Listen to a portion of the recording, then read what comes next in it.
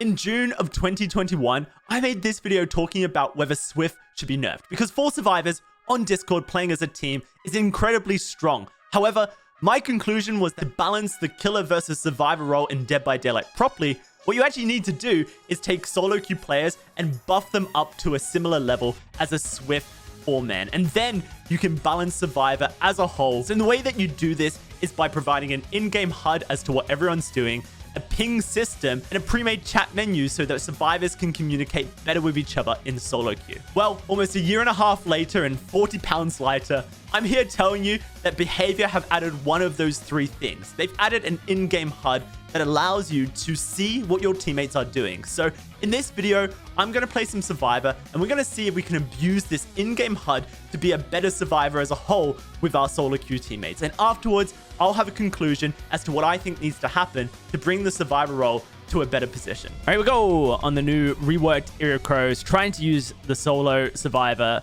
HUD buffs. We can see David's on a gen. I'm shown on a totem, and there's Nia, and is that Feng or Jill?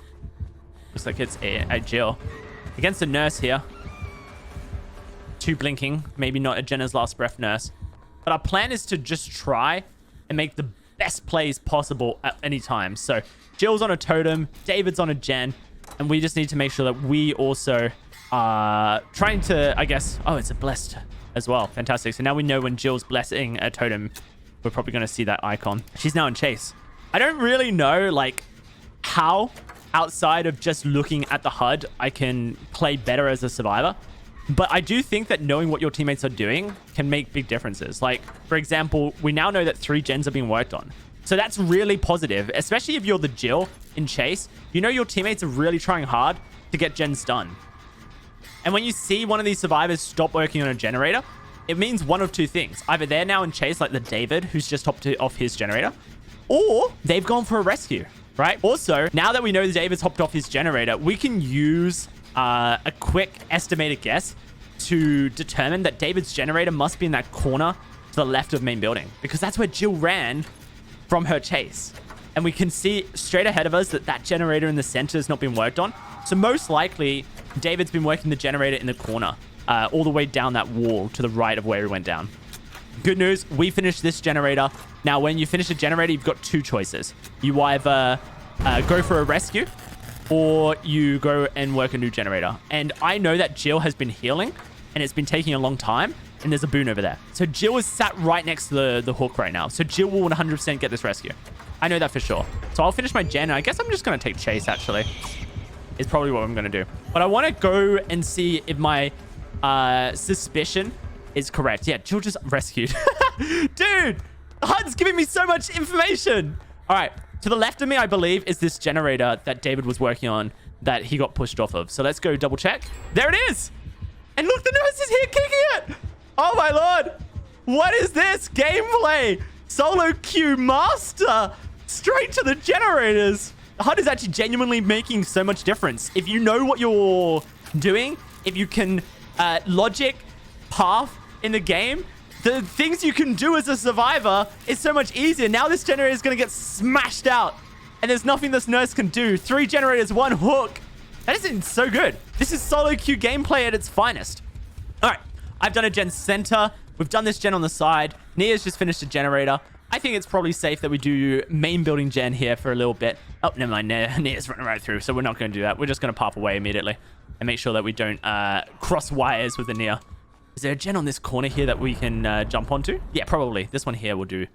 Let's try and get another gen done, because I think that this is going to be really useful to our team. David is straight ahead of us. Jill just blessed a totem all the way in that corner over there, so she'll probably do a gen on that side of the map, or center, or go for the rescue, right? I know for sure that I need to be the person working a generator. Jill's now on a generator. In theory, I should be able to, 1, use my my time here on the generator, but 2, if I end up in chase, do something about it. Jill's now in chase. Her generator's been interrupted all the way over in this corner somewhere over here, and now she's been hit. The boon still exists though, so David's self-healing in the boon. Nia has taken over on a generator. Who knows where that will be? There's David running, Jill running off.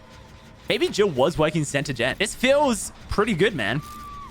All right, there we go. Nia went down again. Whereabouts? Pretty close, actually. We can see that she's recovering. No, she's not recovering. Why are you not recovering, Nia? I guess she thinks that the killer is just going to pick her up instantly. I've almost finished my gen. Jill's healing herself. Fingers crossed I can finish this before the nurse arrives. That'll be really nice. And I need to go find a new gen because no one's on generators. If no one's on a generator, then it is reasonable to assume that they will prioritize the rescue instead of going for a gen. Look at that, dude. He just went straight for the rescue. So our decision to come over here and jump on a generator was the best decision we could have made for our team. And we didn't have to talk to anyone to come up with that decision. We just used our logic. Now all 3 survivors are in the same spot in a chase, and we're still progressing the game forward. Oh my Lord. It's beautiful stuff. Chef's kiss. I really hope that this HUD change coming with the new patch is enough to make survivors think about what they're doing. Ooh, this is actually quite a challenging moment. 2 survivors have been slugged. I have Wiggle and Forever. Do I go over and help my teammates? Or do I sit on this generator knowing that Jill is picking up David? No, I just sit on the generator because the HUD tells me that Jill is over there trying to make a difference. She's going to get caught though. 100%. So I will now move over. Never mind. She didn't get caught. David got picked up. Jill can turn this situation around. I don't need to do anything. I just sit on the generator again and trust that Jill is going to do something productive. She's in chase. Does that mean she's being chased around the hook? Is David going to get dropped here? I guess we're going to find out very shortly. I might need to go for the rescue now because nope, Nia got dropped. Okay, I'm going to go. Actually, Nia or Jill will do something there. Yep, they've unhooked. I can just sit on the generator. I mean, this is boring gameplay from the perspective of that I'm literally just doing generators. But to me, it's so exciting because I'm spending my entire game staring in the bottom left of the screen, just trying to figure out what the best thing I could do for my team is. And as it works out, holding M1 has been the best thing. Oh, man. Doing a generator has never been so exciting. And if any of my teammates have adrenaline, this is literally going to be a game-changing moment for our team because 3 survivors could end up full health right now. Okay, that was a big if no one had adrenaline. Jill's already over there on that exit gate. I'll come to this one here. Let's try and get these exit gates open. Jill's not opening her exit gate. So my assumption is that the nurse is over there looking at that exit gate. And then look, Jill's now in chase. We knew that Jill was over there. She didn't open the exit gate. Hence, nurse must be over there preventing that exit gate from being opened. My teammates can see I'm opening the exit gate, which is quite useful. I can see Nia's opening the exit gate, which is quite useful. If Jill is in chase actively, she will know that both exit gates are being opened right now, which is very nice. Nia's been pushed off, so we'll have to go and finish that exit gate off for our teammates because we know no one else is doing it currently. Nope, Nia's back on. Nia's straight back onto the exit gate. So nurse clearly, you know, kind of just lingering around the area. Has she given up? Dude, this is the strongest killer in Dead by Daylight. And just a little bit of synergy has managed to big brain our team out of this game. Fantastic stuff. I genuinely feel like this is a buff.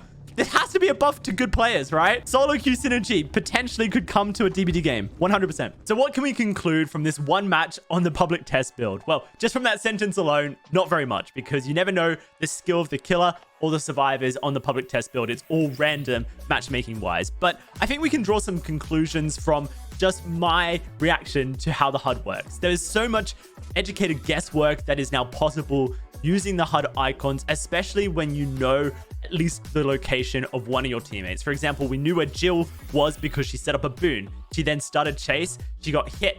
Then David took a chase and went down roughly where Jill started her chase. And based on the fact that I never heard a terror radius, I know she's gone away from me, not towards me. So I know pretty much where David's generator was, which allowed me to then fast track the gen progress of the game. So stuff like that is incredible. Knowing whether you should be going for a rescue or not based on what your teammates is doing is a very important factor because that's a lot of wasted time when you don't know whether you should be going for a rescue. Either your teammate ends up going second stage or you end up doubling down on an action that your teammate was already trying to do. I still think behavior have some way to go when it comes to bringing solo queue players up to the level of Swift. And I think the next steps still are to add a form of a ping system like VHS or even Apex Legends, which can let your teammates know exact locations of objects and items, and a radial chat menu with pre-made messages such as I'm in chase, I'm on a generator, I need a heal, killers near me, stuff like that, so that solo queue players can have the same luxuries that 4 people on a core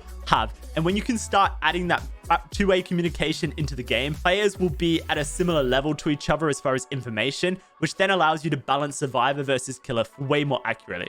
Obviously, all these changes I'm stating will in theory make survivor stronger, so then behavior can balance survivor accordingly, because the gap between a Swift and a solo queue player has been significantly decreased, making it much easier to balance. So I'm pretty excited for these changes, but I recognize that there is still a long way to go if you want true balance in Dead by Daylight. Anyway, those are my thoughts on the changes. Let me know what yours are in the comments section. And if you missed my video here on the nurse changes, well, I go over all of them, so check it out.